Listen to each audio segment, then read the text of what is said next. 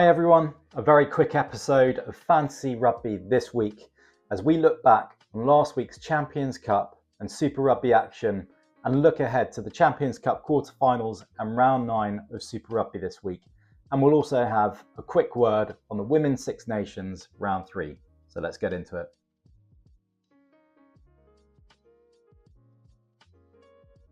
Okay, kicking off with a very quick review of last week's fantasy action. We're going to start with the Champions Cup round of 16. Let's take a look at my team and how I got on. So on Super Brew, I ended up with 245.5 points, which was very, very strong. And yet I still have some selection regrets, kicking myself for not even considering Facundo Issa of Toulon. Toulon ran riot against Saracens, and Facundo Issa got himself a 40+ point haul. Never mind, onwards and upwards. I had Jack Willis in my back row. He did pretty well with 23.5 points. All my Leinster boys scored. So I had Dan Sheehan, Joe McCarthy and Jamie Osborne. I had Damien Penaud as captain, 52 points in total. Roman Buros and Lester Fainganuku both scored really, really well in my back three. I took a hit to bring in Jamie Doby for Gus War, and it was justified. Doby got me 18.5 points. Whilst Gus War only got 2.5. So a pretty decent score overall. That's pushed me up the rankings in most of my leagues. Let's take a quick look at the FRG League just to see who's leading the way. Congrats to Josh1247, who leads the way in the FRG League with his Colossal Coyotes. In second place, we got Salty11, Ewan Who's Army in third place, and then many other players right behind. So that's Champions Cup. Now taking a look at Super Rugby. First of all, taking a look at my official team from last week. It was a week of highs and lows. My team in the official game ended up with 535 points. Top performers, Asfa Almua with 38 points. Carlo Tizzano, again on the score sheet, he got me 62 points. Ardy Surveyor was 63 points. Captain Damien McKenzie did all right with 70 points after the captain bonus. Joseph Suoli'i, 70 points. Outstanding performance in midfield. And then Will Jordan got me 57 points. Caleb Tangitau, only 1 point, which is a real surprise. He was replaced at half time and it didn't look like he was injured. According to the casualty award as well, he's not been named with any other injuries during the week, so it may be that he was just taken off for a tactical reason. Definitely one to watch because he's been on fire up until now. But 535 points was still decent. Now let's just take a quick look at the FRG League in the official game. Huge congratulations go to the Connacht crew, leading the way on 5,097 points in total. That's Colin Flaherty's team. Colin knows his stuff. Definitely give him a follow on Twitter, on TikTok, where he's the Connacht crew. And have a look at his Buy Me a Coffee page. He posts his teams each week. He knows his stuff. Definitely worth a follow. Second place, Speed Mode. Third, Reese's Piece. Then we got Zach Guilford. I don't think that's the real Zach Guilford. Let's see. Jack Sully in fifth. Cornish Pirates in sixth. Andrew Ewing in seventh. Corbus Hatting's Fighting Spirit in eighth. A load of flankers in ninth. And then Laker Luca in 10th place. Well done to all of you. Onto my Super Brew team. Quite disappointing, quite low scoring last week. 158.5 points. Similarly to my official game, I had Tangitau only half a point in total. Very disappointing. Corey Evans was disappointing as well. Elsewhere, Tizzano, 19 points, absolutely brilliant performance. Mazzy seems to be hitting form again with 14.5 points, and Will Jordan was my captain, eventually getting me 26 points. Nonetheless, I'm pretty disappointed with that overall score and hoping for better this week. Let's take a quick look at the table as well to see who's leading the way. In first place, we've got H. Burr on 1,704 points. Behind him, we've got Shonga Lolo on 1,676 points. And right behind him, we've got Bob, the Flying Dutchman, in third place. Then a few right behind Bob, including the Locks Are Loaded. That's Colin Flaherty's team again. We've got FRDSR Rugby. That's Yuri's team. We've got Salau, Ian, a lot of familiar faces here. Boynamed Stew, St. J. Coley, Frowdy, and Nina Petrini, all in the top 10. Some great fantasy rugby players in that list. Really elite league here. So well done to all of you. This is a seriously competitive league.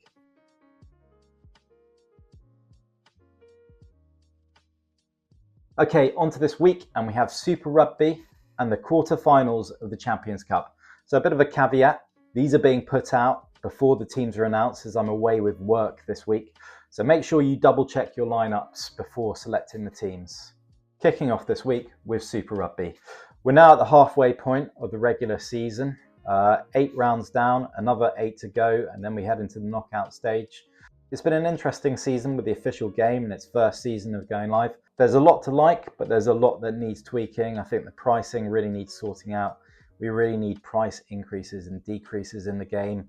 Ultimately, budget hasn't been an issue, so you've got that booster that allows you to have a limitless budget for a week.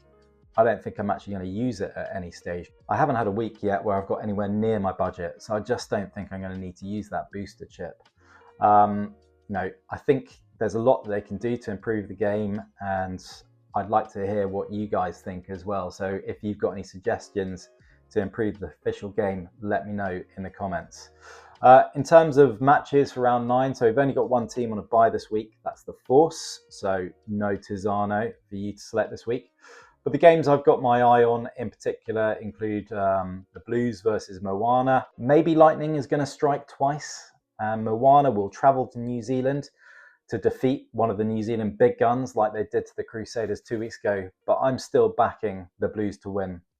I've also got my eye on the Chiefs versus the Waratahs. The Chiefs are unbeaten since round 5, and DMAC and the crew should deal with the Waratahs, who have won just one in their last 4 matches. And then finally, I'm looking at the Highlanders versus the Drua.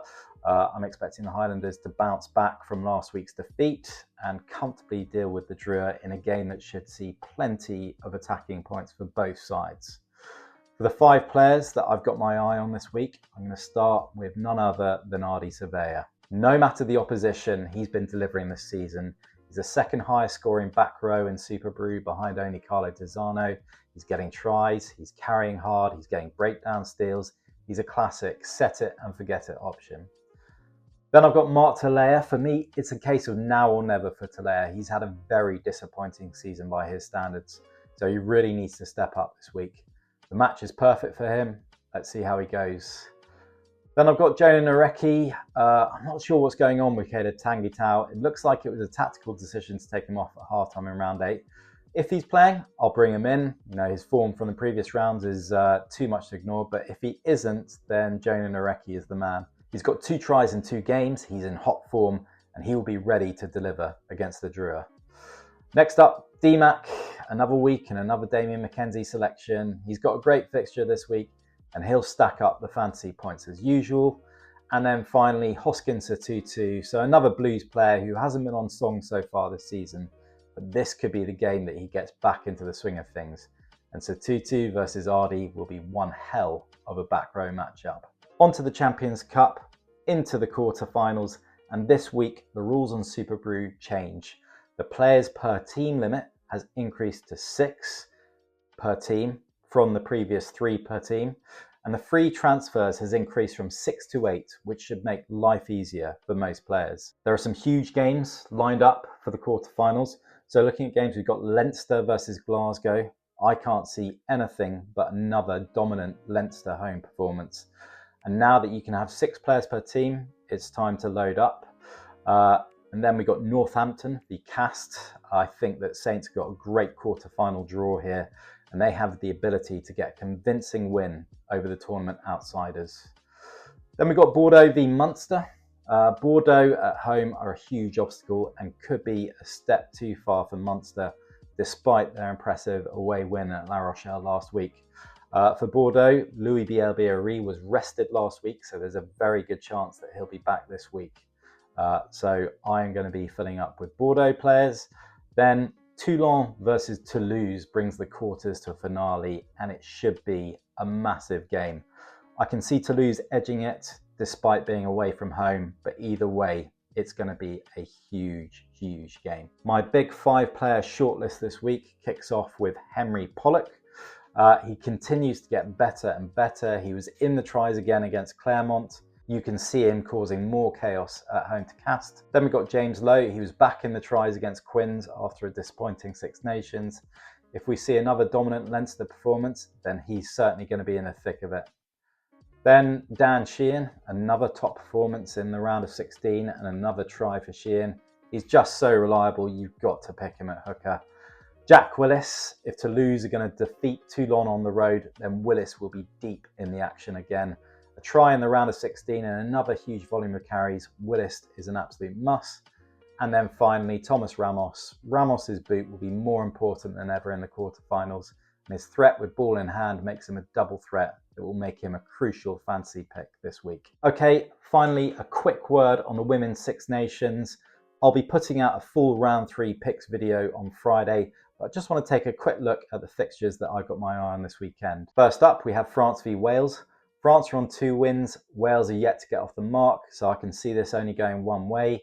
It's time to load up with the French players.